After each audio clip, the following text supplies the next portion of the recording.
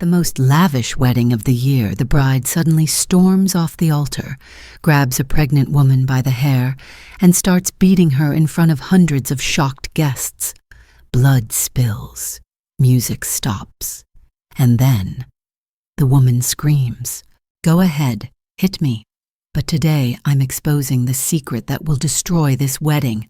No one knew. This woman once saved the groom from ruin, and she's carrying his child. Worse, the bride had tried to poison her. Everyone thought she was dead, but she survived. And today, she's back, not to beg, but to burn the whole facade down. This isn't fiction. It's based on real medical records and testimonies from an anonymous doctor and a hidden journalist. In this video, you'll see a jaw-dropping confrontation between wealth and truth, a murder plot unraveled by a single torn handkerchief, and the incredible comeback of a woman once left for dead.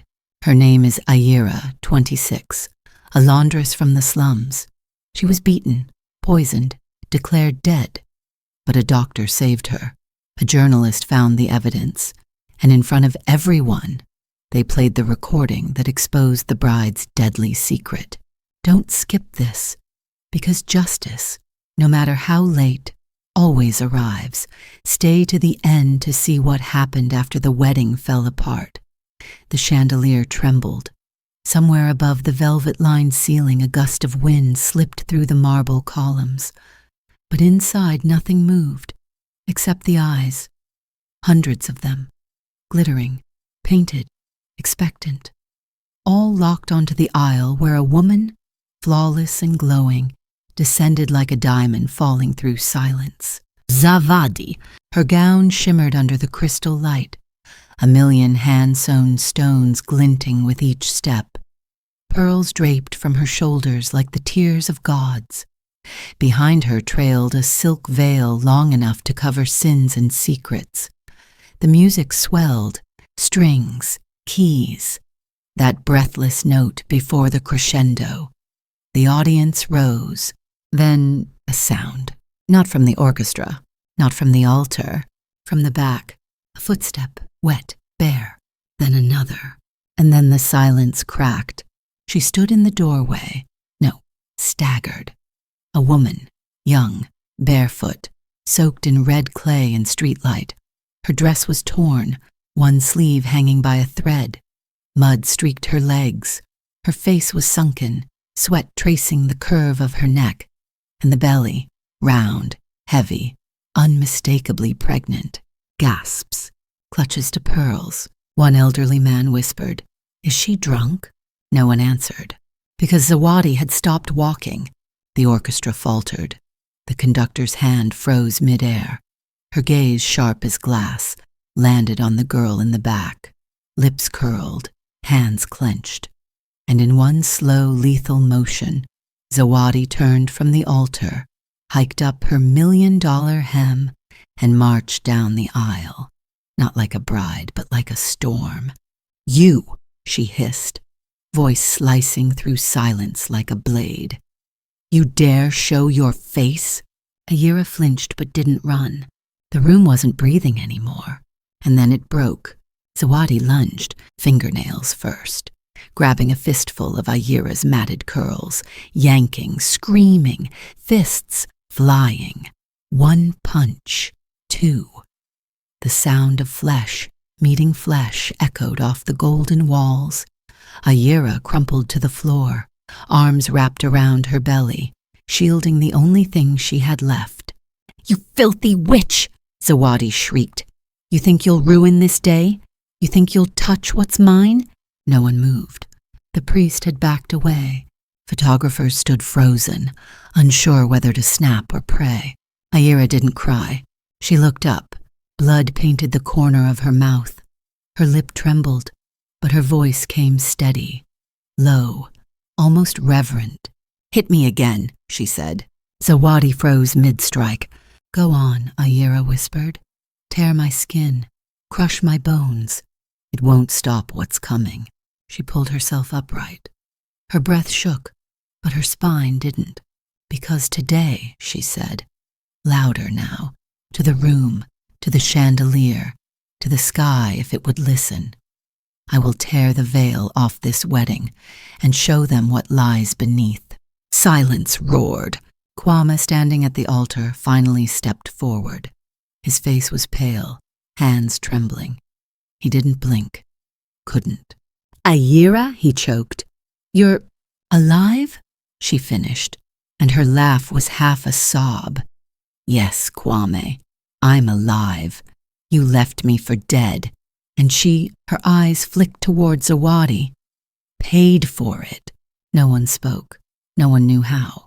The priest had dropped his book. The violinist whispered a prayer, and just outside the stained glass window, a bird took flight, like something holy had just fractured the air. Earlier that morning, the venue was a painting. Gold-tipped chairs, tables lined with ivory roses, every napkin folded like a swan. The bride's family inspected every inch with eyes that had seen palaces, empires. Nothing could go wrong. Not today. Not when the Kwame Zawadi union meant more than love. It meant mergers. It meant wealth kept inside bloodlines. And it meant one girl, mud-stained, inconvenient, real, had to disappear. But she didn't. She walked into their cathedral of lies and dared to bleed on the marble. Later, someone whispered, "Who is she?" Another said, "She looks familiar." But it was the old man by the punch bowl, a former judge who remembered. His hand trembled as he reached for his phone. "That's the girl from the kiosk," he said. "The laundress, the one from last rainy season." "Are you sure?" "She used to sit on the corner by Eastway Street, always humming, always smiling. Poor thing. Said her name was Ayira, vanished months ago." No one noticed Kwame inching back step by step, as if distance might absolve him. But Ayira saw. Her voice sliced through again. "I cleaned your shirts, remember? That day your suit was ruined, and you had $1 billion deal. You were desperate. You came to me." The crowd murmured. "And I helped. I didn't ask for anything. You came back, again and again, until..." Her hand fluttered to her belly. A woman near the front gasped. Zawadi turned, her eyes full of lightning. "She's lying!" Ayira ignored her. "You told me you loved me," she said, "that your family wouldn't understand, that I was your peace." A sob caught in her throat. "Then the bulldozers came, my kiosk, flattened. And when I called you..." Her voice broke. "Your number didn't exist." Now even the flowers seemed to wilt. Kwame stepped forward. "I thought you were gone," he said, hoarse. "I thought... They said you left." Ayira didn't blink. "I never left. I was erased." And then she reached into her satchel, pulled out something small, a cloth, worn, stained, but clearly embroidered with a logo, the same logo printed on the wedding's champagne bottles, on the welcome banners, on the Zawadi family crest. Ayira held it up. "And this fell from the man who crashed water over you that day. You didn't see it, but I did. Their driver." Zawadi paled. The guests started murmuring louder. Ayira took a step forward. "You staged it, all of it, to make him desperate, to lead him to me." "No!" Zawadi snapped. "She's crazy. She's not well. She's a jealous harlot who wants to ruin my day." A woman in the third row stood. "Ayira," she asked, voice shaking. "That kiosk on Eastway, was that your mother's?" Ayira nodded. "She used to clean my curtains. My daughter loved her stories." Zawadi's face crumbled, but her jaw stayed tight. Kwame stared at the cloth, then at Ayira's belly, then at his own trembling hands. And then a voice from the door. Slow, old, certain. "I can verify the embroidery." All turned. An elder woman in a navy suit entered, flanked by 2 younger men. Her eyes were sharp as daggers. "I was the supplier for that logo," she said. "Only one batch. Only one family ordered it. The room turned as one to the Zawadi family table. Zawadi's father cleared his throat. "No one is taking this girl's word over my daughter's," he barked. "She's nothing. No status, no name, no invitation. But I have blood," Aira said, placing a hand on her stomach.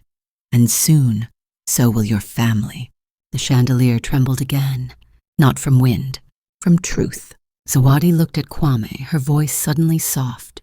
"Darling, please, this is your day, our day. Don't let her twist it." But Kwame's eyes were no longer hers. They were on Aira, on the broken sandals, the bruised cheek, the cloth, the belly, and the truth. He stepped forward. "I can't marry you," he said. "No," Zawadi whispered, shaking her head. "No, no, no, no." Kwame raised his voice. "This wedding ends now." Guests gasped. Cameras clicked. Zawadi stood, stunned, trembling. Aira stood taller, and the world waited.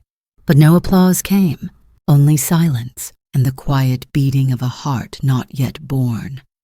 The traffic light blinked red, then green, then red again. But Kwame didn't see it. His fingers tightened around the steering wheel as the rain came down harder, each drop smacking against the windshield like a warning. His phone buzzed on the passenger seat. Again. Another reminder. 10 House AM. Final signing ceremony. East Africa Logistics, X Zawadi Holdings. Dress sharp. Be perfect. Smile. He glanced at the rearview mirror. His tie was crooked. Sweat slid down his back despite the air conditioning. The gray suit hugging his frame was custom, fitted to the bone, ironed to impress. Today was not a day to falter. But then, without a sound, fate veered into his lane. A delivery truck turned too close. Its wheels sliced through a pothole lake. A wall of dirty brown water rose and smashed across his windshield. It bled into the open window, splattering across his lap, chest, sleeve. The brakes screamed. "Damn it!" Kwame shoved the gear into park, flung the door open. His once pristine suit was now a crime scene. Mud streaks, oil spots, an unspoken stench that clung like a ghost. People stared from the sidewalk. One woman covered her mouth. Kwame didn't move. He stood there, arms slightly out, soaked, stunned. He looked left, then right, and then a rusted sign swung in the wind. Aira Laundry and Mending. Fast, gentle, affordable. It was barely visible through the rain. The letters had chipped. The canvas awning flapped like torn wings. But the glass door was ajar, and from inside came the steady whirl of an old machine and the smell of clean soap. He didn't think, he just ran. The bell above the door gave a half-hearted chime. Inside, a girl stood behind a steaming press table, her wrist wrapped in gauze, her hair tied in a loose bun, sleeves rolled to her elbows. She didn't flinch when he entered, though he looked like a man who had wrestled a storm. "I need your help," he said, out of breath. "Please, it's urgent." She studied him, one blink, then another. "You're soaked." I noticed. Her eyes dropped to the stained lapel, the way the fabric clung to his chest, the desperate tilt of his voice. "Wedding?" she asked. "Worse." He exhaled. "Corporate signing, $1 billion contract. I'm the face of it." A pause, then, "Take it off." He hesitated. "I don't bite," she added, a hint of a smirk. Minutes later, the jacket hung steaming near the press. She moved with practiced precision, tapping stains with a bar of hand soap, dabbing at oil with vinegar. Her fingers worked as if they'd been born with memory. The silence between them wasn't awkward. It was soft, like cloth. "You're good at this," he said. She didn't look up. "It's not something most people dream of being good at." He smiled. "But you are." She paused, glancing up for the first time. Her eyes, dark, patient, held a tiredness that didn't age her, but deepened her. Name's Ayira, Kwame. I know. He blinked. I've seen your face in the papers. You're with the family that owns half the coast, he finished, grimacing. Yeah, the air thickened a bit. They're saying your wedding's coming up, she added too gently. He looked away. So they say. She didn't press, just went back to the jacket. But he watched her now, not just her hands, but the way she stood. Steady, silent. A little bandage wrapped in string on her right wrist, stained at the edges. What happened to your wrist? Boiling water, faulty machine. You okay? I'm used to heat. Something in her tone made him still. Then the timer beeped. She pulled the suit from the steamer. Pristine, warm. He reached for his wallet. No, she said softly. Not today. Why? She hesitated. Because you didn't scream when you walked in. A pause. He folded the jacket slowly over his arm, nodding. Then the door chimed behind him. Rain was still falling, but he didn't run this time. He walked. Days passed, then weeks, and he kept coming back. Sometimes with a tie, sometimes with a shirt, sometimes with nothing but silence. Ayira never asked questions, but she always knew when something had shifted. One night, after hours, they sat on upturned crates outside the shop. The rain had stopped. The air smelled of wet pavement and soap. My father thinks love is weakness, Kwame murmured. Ayira blew gently into her cup of tea. He says it makes men stupid, makes them poor. And you, she asked? I think love makes you forget the numbers. That's the danger. And the beauty, she added. A breath. He looked at her. I feel quiet around you. Her lips curved. Maybe that's all we really want, isn't it? A place to rest the noise. He didn't kiss her that night, but his fingers brushed hers when he handed her the tea. And she didn't pull away. Oh, the next morning, Kwame returned early. He brought coffee. She brought a joke. He was about to leave when she stepped back, tugged a small cloth from behind the counter. This fell out of your jacket's inner lining, she said. Thought you might want it. He took it. It was a monogrammed handkerchief, white, crisp, but faintly stained, embroidered in gold thread, but not with his name. A logo. He squinted. I've seen this before. Driver from the day you got soaked, Ayira said. The man was wearing a jacket with that. Kwame froze. Are you sure? I remember patterns, she said, better than names. He turned the cloth in his hand. It wasn't just a logo. It was the crest of Zawadi Logistics. He swallowed. It was their truck that splashed me, he said, almost to himself. Ayira nodded. I thought you should know. Kwame pocketed the cloth, but inside something else shifted. That day had felt like chaos. Now it felt like orchestration. They kissed 2 nights later. Not in a movie way, not in fireworks. It was in the front seat of his car. Rain pattered the windshield. He looked at her like she was the only thing that didn't blur. She leaned in like she was tired of pretending she didn't want to. When they pulled apart, he rested his forehead against hers. I don't want to go back, he whispered. She closed her eyes. Then don't. He didn't promise, but he stayed until the rain stopped. Tiker. That week she didn't open the shop once. The shutters stayed down. The street kids said they saw men in suits near the alley. When Kwame finally arrived, he found the kiosk crushed, wood shattered, glass broken, the awning slashed in half. He ran to the pile calling her name. Then he saw her, Ayira, kneeling in the debris, arms wrapped around the fallen signboard like it was a body. Her fingers were bleeding, her eyes wide. No tears, just silence. He ran to her. She didn't speak, didn't move. He took her hand. She looked up. He said nothing, just led her to the car. She didn't resist. That night, Ayira stood in his guest room. The lights were dim, her suitcase still unopened. She stared at the marble sink, the gold towel ring, the rose-scented soap. This wasn't her world, but she was in it now, and outside in the shadow of the manor, someone else watched, waiting, smiling, because the game had just begun. The table was too long, 20 feet of polished mahogany, not a fingerprint in sight, not a dust mote daring to linger. The chandelier above it sparkled like someone had scrubbed each crystal with vinegar and pride. Silver platters sat untouched. No food, no drinks, just silence and pressure. Kwame sat alone at one end, spine straight, shirt crisp, but the muscles in his jaw refusing to unclench.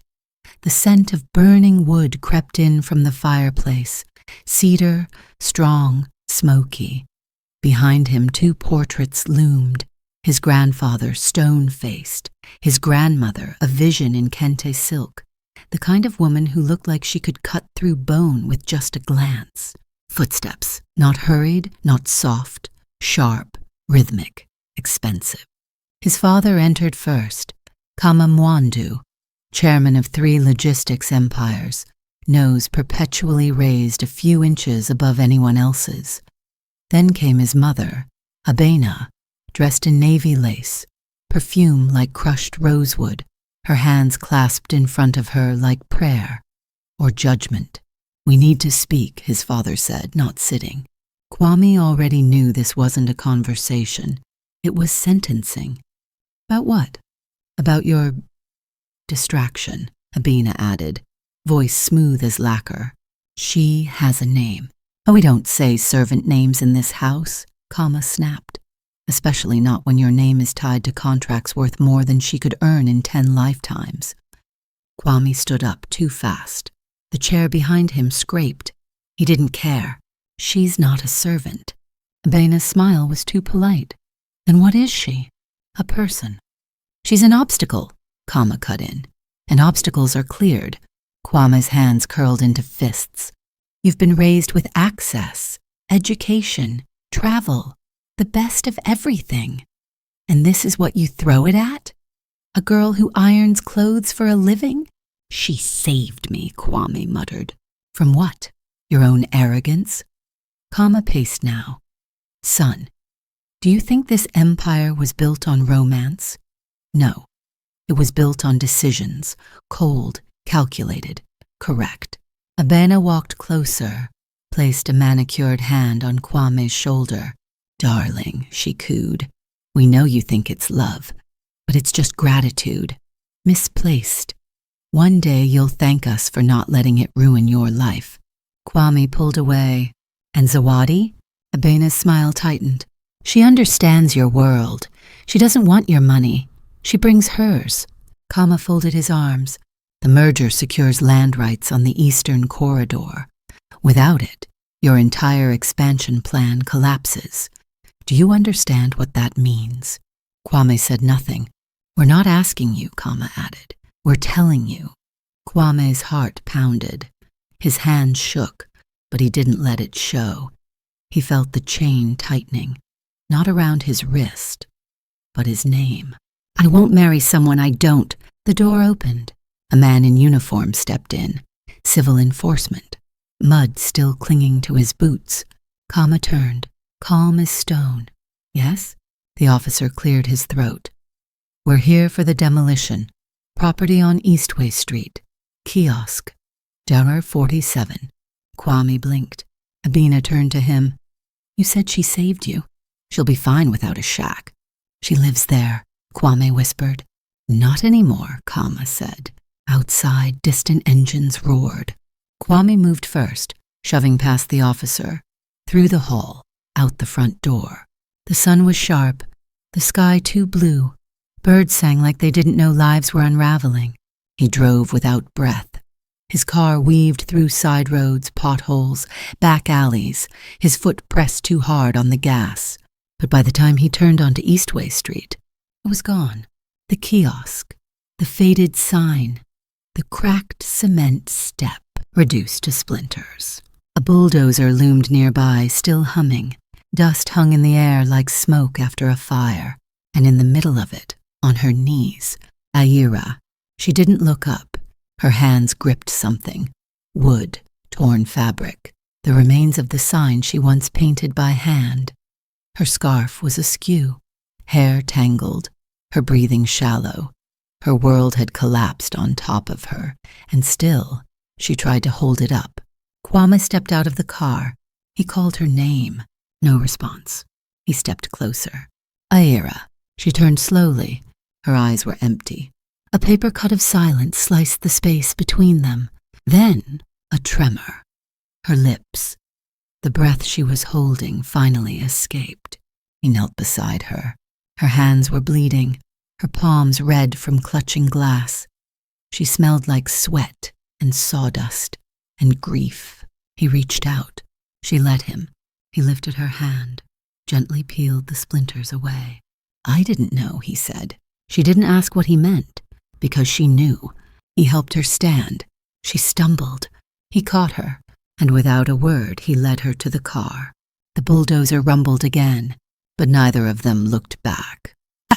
The Mwandu estate was too clean, too silent. The air inside carried no dust, no memory. Aira sat on the edge of a guest bed big enough to drown in. The sheets smelled like lavender, the curtains like money. She didn't touch anything. Her knees pressed together, her hands in her lap, her back never resting against the headboard. Kwame stood in the doorway. He didn't know what to say, so he said nothing. He placed a small bowl of soup on the nightstand. She didn't reach for it. Finally, she spoke. What now? He stepped closer. I don't know. She looked at him then. Do you still believe in quiet? His throat tightened. Yes. Her voice cracked. I don't. Not here, not anymore. The silence grew loud again. Kwame looked down. I'll fix it. She let out a laugh. It wasn't cruel, just tired. You can't stitch this. He knelt beside her. No, but I can stay. She turned away. You're not meant to choose me. He reached into his coat pocket, pulled out a torn piece of wood, her kiosk sign, still smudged with paint. I already did. Her breath hitched. He placed it on the table beside the soup, left the room without another word. Behind him, she stared at that sign, and for the first time since the demolition, her hands moved, reached for it, held it, tight, like it still meant something, like it still carried her name. Anon. In a room across the hall, Kama sipped brandy. Abina watched the surveillance screen, arms folded.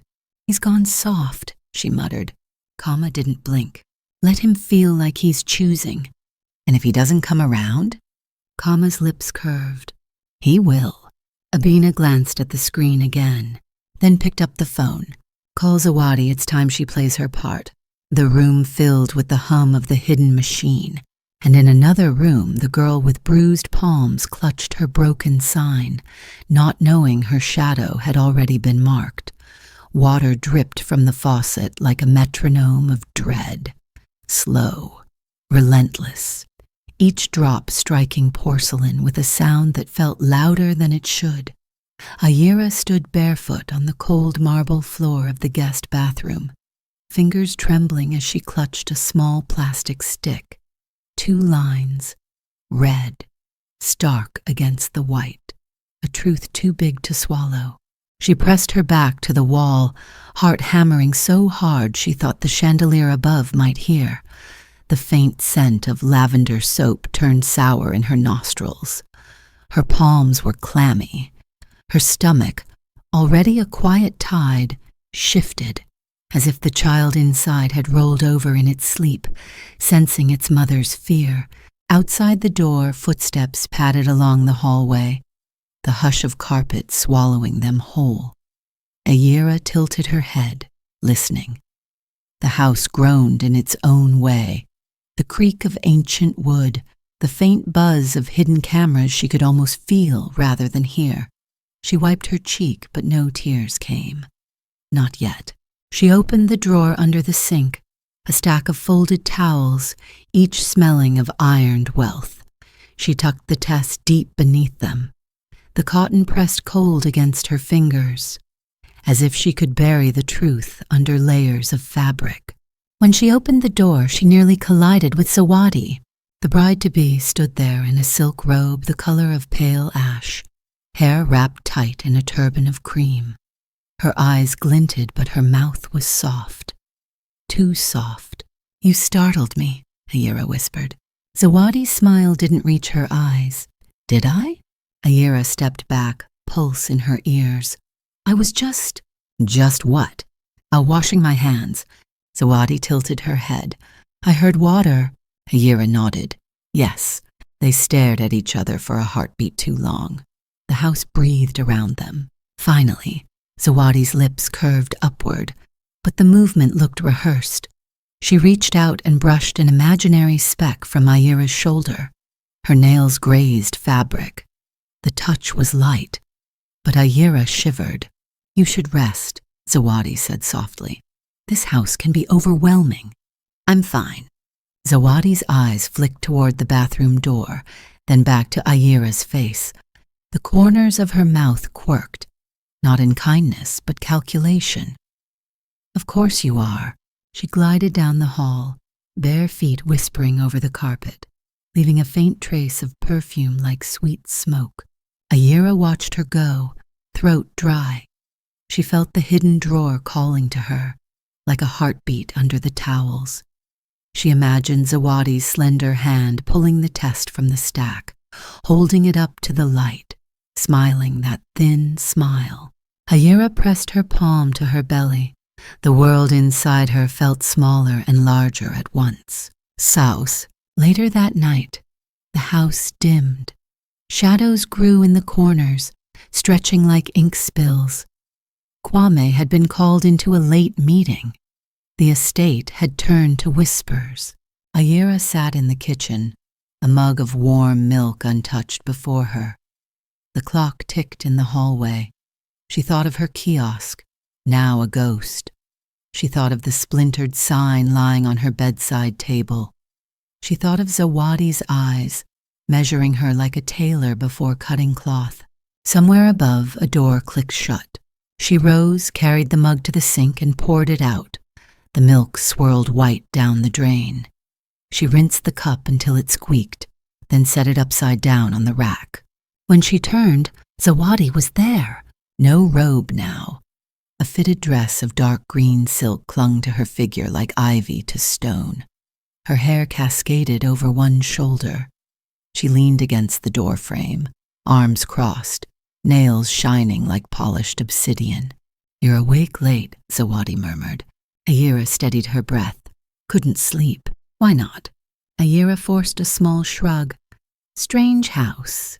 Zawadi walked closer, the floorboards barely creaking under her weight. She reached for a silver bowl on the counter, plucked a grape, rolled it between her fingers. "Strange houses hide strange things," she said, popping the grape into her mouth. Ayira's throat tightened. Zawadi wiped her fingers on a linen napkin. "Do you know what I like about this house?" Ayira shook her head. "No corners without mirrors," Zawadi whispered. "Everywhere you look, something is reflected. Even lies." She set the napkin down and walked past Ayira, trailing her perfume like a smoke signal. Her hip brushed Ayira's arm. The touch lingered longer than it should have. At the doorway, Zawadi stopped and looked back. "You should really sleep," she said, voice soft as velvet. "Pregnancy is exhausting." Ayira froze. Zawadi's smile was a crescent moon in the dark. "Good night." Then she was gone. Ayira gripped the counter, heart racing. She hadn't told anyone, not Kwame, not even herself aloud. Yet Zawadi knew. The next morning, sunlight spilled across the marble floor in golden slats. Ayira stood at the vanity, combing her hair, trying to keep her hands from trembling. Outside the window, gardeners trimmed hedges into sharp, obedient lines. She touched her stomach. The small swell was still her secret, but no longer safe. The door creaked. "Breakfast," a maid said, sliding in a tray, but the maid's eyes flicked nervously toward the hall before scurrying out again.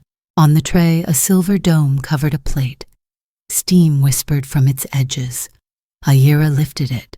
Omelette, toast, fruit, normal. But the smell of the omelette made her stomach clench.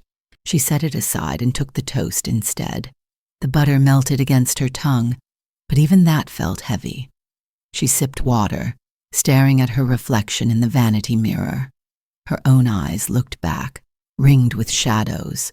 In the glass, for a split second, another reflection moved behind her. A figure, dark hair, green silk, gone before she could turn. Her breath caught. She set the toast down and stood, scanning the room. Empty. Only the faint smell of perfume lingering. She opened the drawer of the bedside table. The splintered kiosk sign lay there. She touched it for courage, and then, faint as a mosquito's whine, she heard it, outside the door. A laugh. Low. She pressed her ear to the wood. Nothing now. Just silence. She straightened. She couldn't stay here. Not like this. That evening Kwame returned. He found Ayera in the sitting room, fingers laced in her lap, eyes far away. "You're pale," he said, sitting across from her. "Are you eating?" "I'm fine." "You're not." She looked at him. "Do you ever feel like this house has ears?" He frowned. "What do you mean?" "Like it listens, like it waits." Kwame chuckled softly. "It's old, creaky." Her voice dropped. "Zawadi knows." His smile vanished. "Knows what?" Ayera didn't answer. She looked at the window. Rain had begun again, thin lines on the glass. Kwame reached for her hand. "You're safe here." She pulled back gently. "Am I?" He hesitated. "I'll protect you." Her laugh was bitter. "You can't even protect yourself." Kwame stiffened. "Ayera." She stood. "I need air." He watched her leave, throat tight. Ayera walked the corridor like a ghost. The lamps cast pools of golden light on the floor, but between them stretched shadows. Her footsteps echoed faintly, like someone following. She reached the bathroom where it had begun, opened the drawer. The test was gone. Her stomach dropped. She closed it slowly, looked in the mirror. Behind her, Zawadi stood in the doorway, hair loose, lips red as fresh blood. She held the test between two fingers like a fragile relic. "Looking for this?" Ayera spun. Zawadi's smile widened. "Congratulations." Ayera's throat closed. "What do you want?" she whispered. Zawadi stepped into the room, closing the door behind her. The click was soft but final. "Nothing yet," she said, "but soon." She placed the test gently on the counter, as if laying down a card in a game. "You really should be more careful with your things." Ayera backed against the sink. Zawadi leaned in, her breath a warm ghost against Ayera's cheek.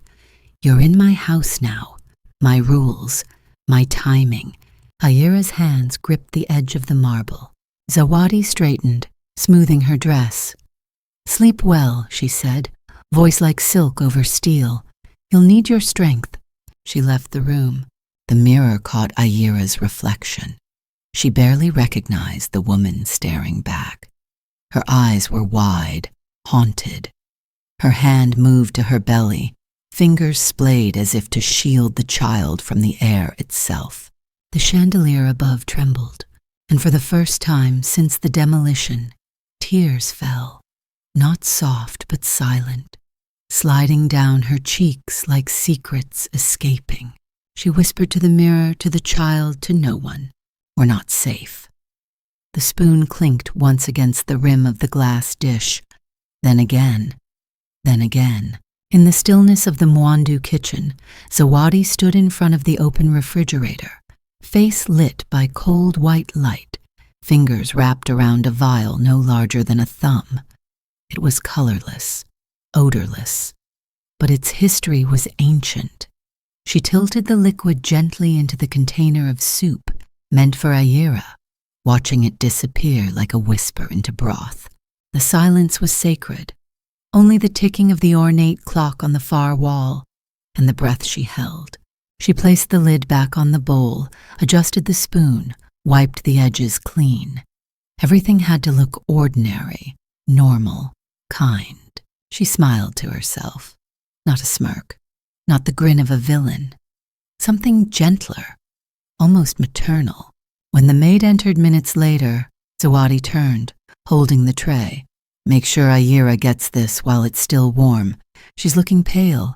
The maid hesitated, then nodded. Yes, ma'am. Zawadi's eyes followed the tray as it left the room. Ayira had spent the morning curled on the divan in the sunroom. One arm cradled her stomach. Her body felt slow, heavy, as if something inside her had started pulling from the inside out. The light filtering through the windows was too bright, the air too sweet. Everything felt wrong. When the maid arrived, Ayira barely looked up. From Miss Zawadi, the maid said gently, placing the tray on the table. Ayira nodded, but her stomach recoiled. The scent of the broth made her throat tighten. She forced a smile, waited until the maid left. Her hand hovered over the bowl. Something in her chest beat harder. She lifted the spoon. Footsteps. Kvame. He entered with his jacket still on, tie loosened, concern carved into his forehead. I saw the doctor on the way out. He says you're not gaining weight. Ayira set the spoon down. I'm fine, just tired. He sat beside her. His palm found hers. You need to eat, please. She nodded slowly. She dipped the spoon again. Her hand shook. She tasted it. The warmth hit her tongue first, then salt, then something else, a metallic bitterness. Her throat clenched. She dropped the spoon. Kwame looked up. Ayira. Her eyes widened. Her hands pressed to her belly. Her body stiffened. The pain came suddenly, a tight twist beneath the ribs, then another, lower. She tried to stand. Her knees buckled. Kwame caught her before she hit the floor. Her breath came in gasps. Her hands clawed at the carpet. Get help! Kwame shouted. Now! The maid screamed. The butler dropped his tray. Door slammed open. Kwame lifted Ayira in his arms and ran. In the corridor behind the spiral staircase, Zawadi watched from the shadows. Her eyes gleamed, but her face showed nothing. The drive to the hospital was a blur of red lights and sirens. Kwame held Ayira's hand the entire time. She drifted in and out of consciousness, her skin cold, sweat pouring from her temples. Her lips trembled. Her nails dug into his wrist. Stay with me, he whispered, over and over. Like a prayer he wasn't sure would be answered, the ER swallowed them whole. White walls, shouting, blood pressure machines, gloves, needles, a flurry of movement. Kwame was forced back by a nurse. Sir, please let us work. He stood in the hall, hands bloodied, staring through the glass. Then the doctor emerged. Grey beard, eyes lined with worry. Mr. Mondu, Kwame straightened. The doctor sighed. She had a seizure. Signs point to acute toxicity. We're running tests now. Kwame's jaw dropped. Poison? The doctor didn't answer, but the silence screamed it. He turned to go back in. Kwame followed him halfway, then stopped, leaned against the wall, fought the rage rising in his throat. When he turned his phone over in his palm, his thumb brushed the edge of something stuck to the back. A napkin, folded, on it. 2 faint words, barely inked. Don't trust her. He stared, not Ayira's handwriting. The penmanship was precise, feminine, familiar. Zavadi. He crushed the napkin in his fist. Inside the ER, Ayira's body convulsed again. A nurse shouted for more oxygen. The fetal monitor beeped once, then flatlined, then returned. Kwame gripped the door frame. His knees nearly gave out. The baby was still fighting.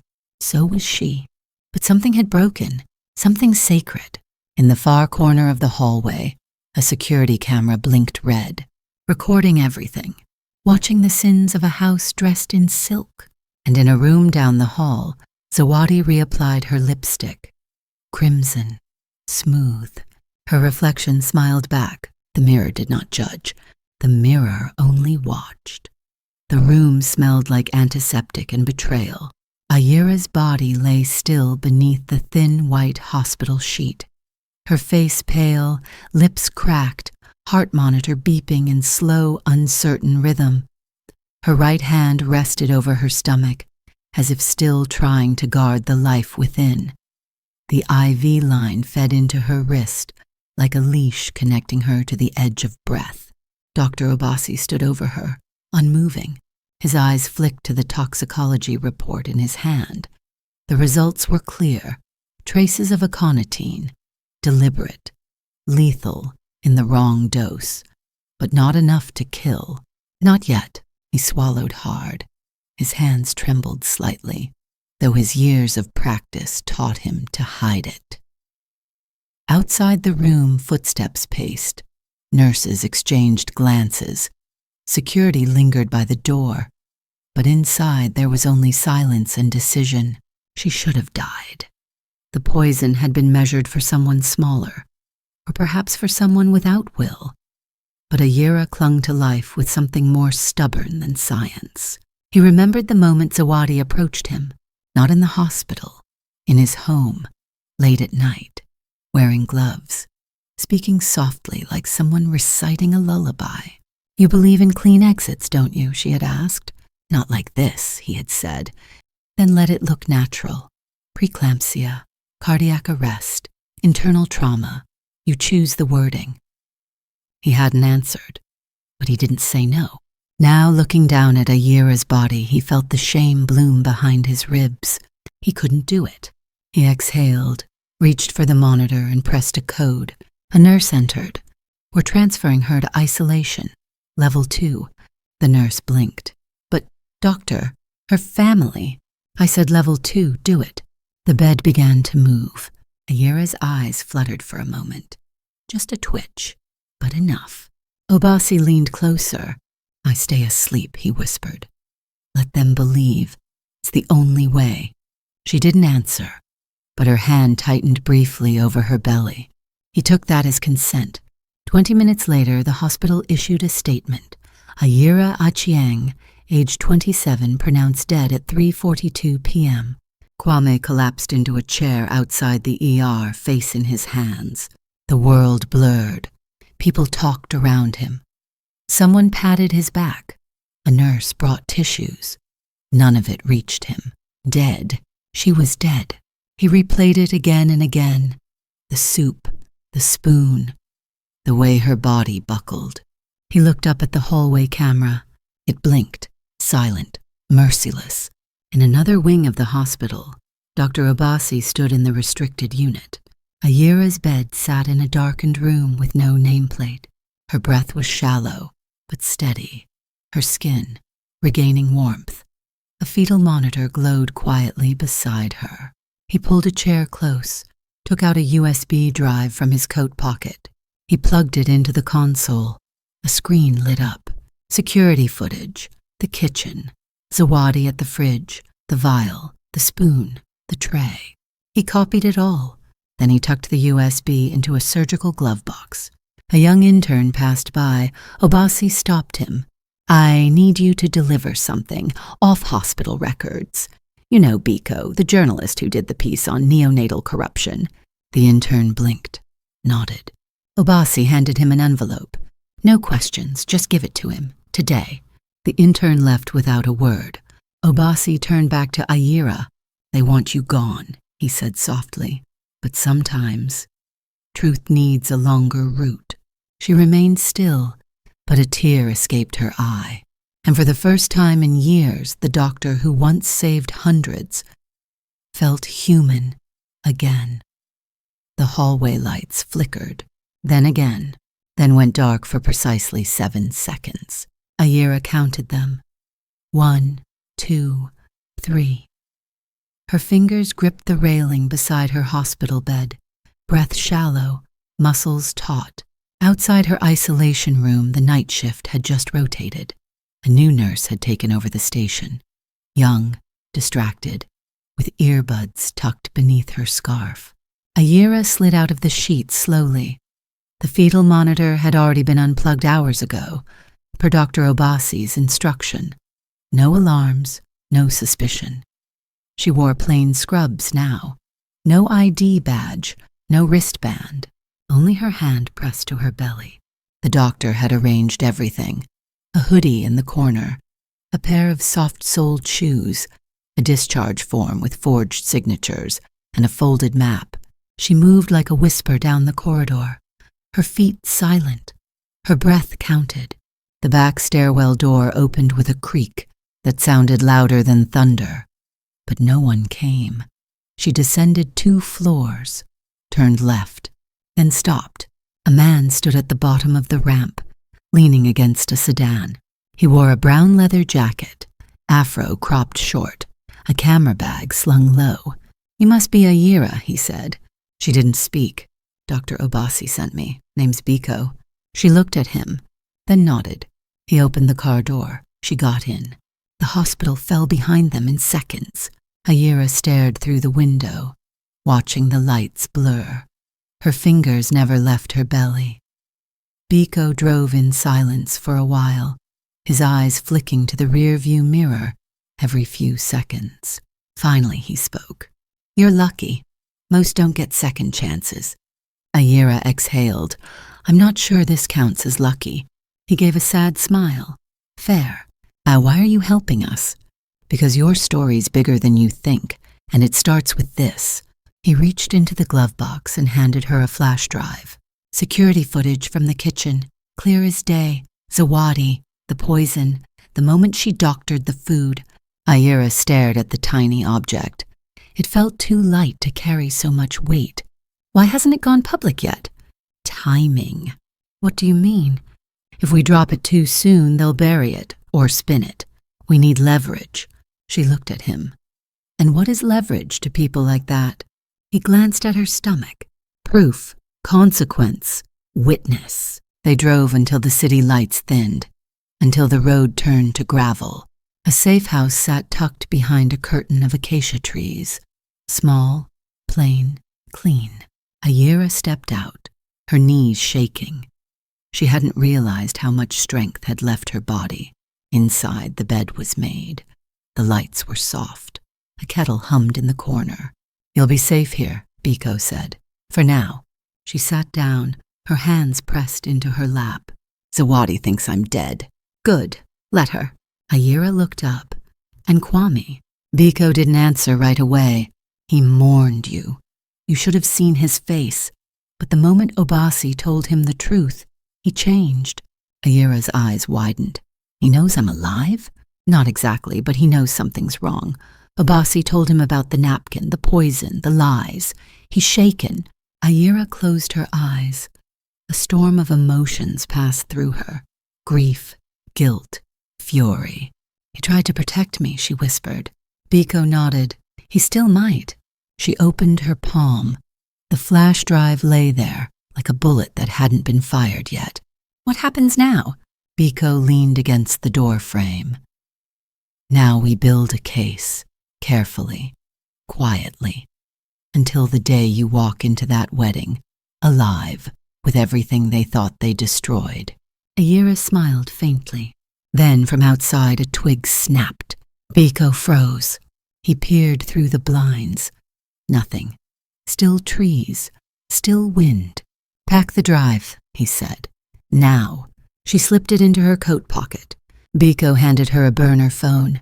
"Only answer when I call twice. Never text.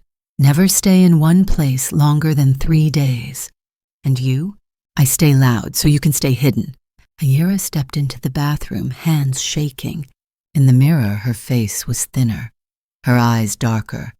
But there was something else now. Clarity.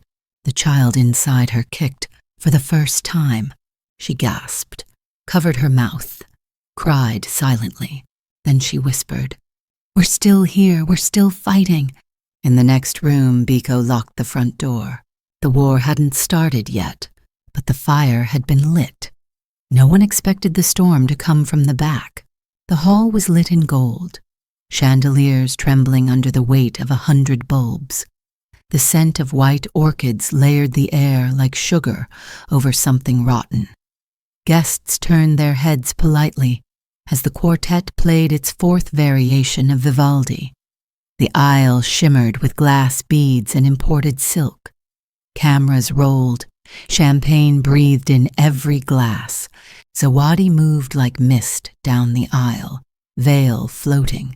Her gown caught the light, sequins blinking like 1,000 lies. Her smile didn't quiver. Her steps didn't falter. But the whispers had already begun. A sound, a shape, a breath that didn't belong. From the far end of the hall, behind the last row of chairs, a figure stepped forward. Bare feet, dark green dress, hood low. The crowd turned one by one, as if their necks were being drawn by invisible thread. Zawadi stopped mid-step.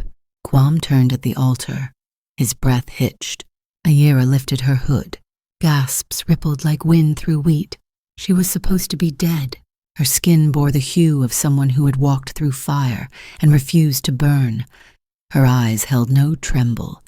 Her belly was round now, prominent, a silent proof. Kwame took a step forward. Ayira?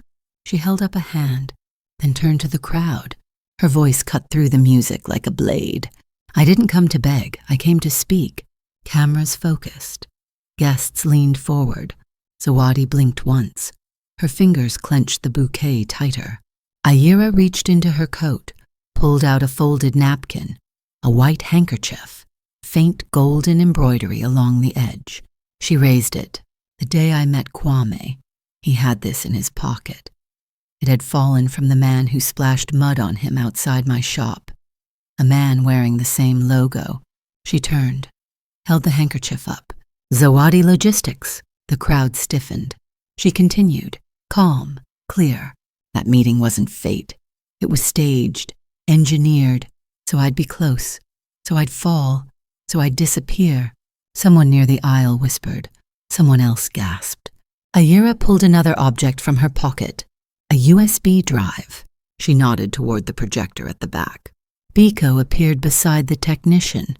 No one had noticed him until now, but his voice rang through the mic. Please watch. The lights dimmed. The screen flickered. Footage rolled. Zawadi, in the kitchen. The vial. The spoon. The soup. The tray. Silence. Then uproar. Someone stood. An elder from the Zawadi family. What is this? Is this true? Zawadi's mouth moved, but no sound came. Then the door opened. Dr. Obasi stepped inside. His coat crisp, his eyes steady. He held up the falsified death certificate. She was never dead. I faked it, because if I hadn't, she'd be gone. Forever. The room tilted.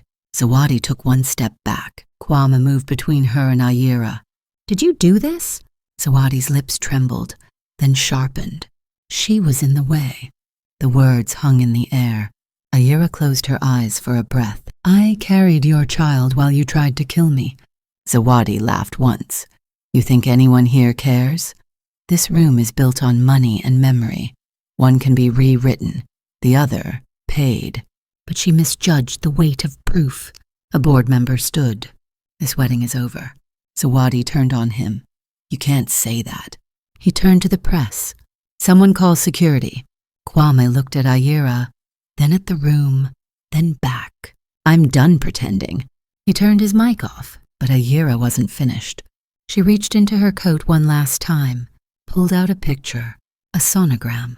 This child is not just proof. He's legacy, and I will not let him inherit silence. Her voice shook, but only at the end. The room had no oxygen left. Zawadi tried to move. Someone grabbed her wrist. Ayira turned, walked back down the aisle. This time, the veil didn't follow her, and behind her, justice finally opened its mouth. Not with shouting, but with silence. A silence so deep, it could only mean truth had finally arrived. Sometimes, the quietest truths carry the loudest echoes. Life doesn't always unfold with fairness. Some rise not through merit, but through manipulation. Others are silenced, not because they are wrong, but because they are inconvenient. Yet in a world so often governed by power, reputation, and carefully curated appearances, there remains one force that cannot be erased: truth wrapped in patience and love armed with courage. This story was never just about betrayal or survival or even justice. It was about the choice to stand, not when it is safe, but when it is necessary. About the strength it takes to speak when the world prefers your silence. About knowing that some wounds may not bleed, but they bruise the soul, and some scars are not marks of weakness, but proof that you lived through the fire and walked out holding your own heartbeat.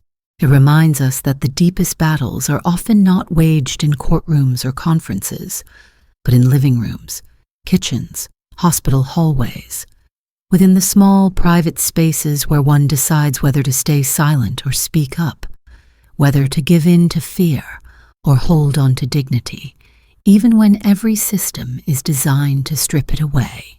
And perhaps the most powerful message of all, that what you build with integrity, even if it takes longer, will always outlast what is built on lies. Because empires may rise through deceit, but they crumble in the face of a single undeniable truth, spoken bravely at the right time. To all those who've ever been dismissed, discredited, or discarded, may this remind you, you are not invisible. You are not weak. And when the world tells you to be quiet, sometimes the most radical thing you can do is speak. Thank you so much for listening. If this story moved you in any way, we'd love to hear your thoughts. Drop a comment, share your favorite moment, and let us know what stayed with you after the silence fell. And if you haven't already, make sure to subscribe and follow so you don't miss what comes next. Your support helps us bring more stories like this to life. Stories that speak not just to the ears, but to the heart. Until next time, stay brave, stay true, and never underestimate the power of a voice that refuses to vanish.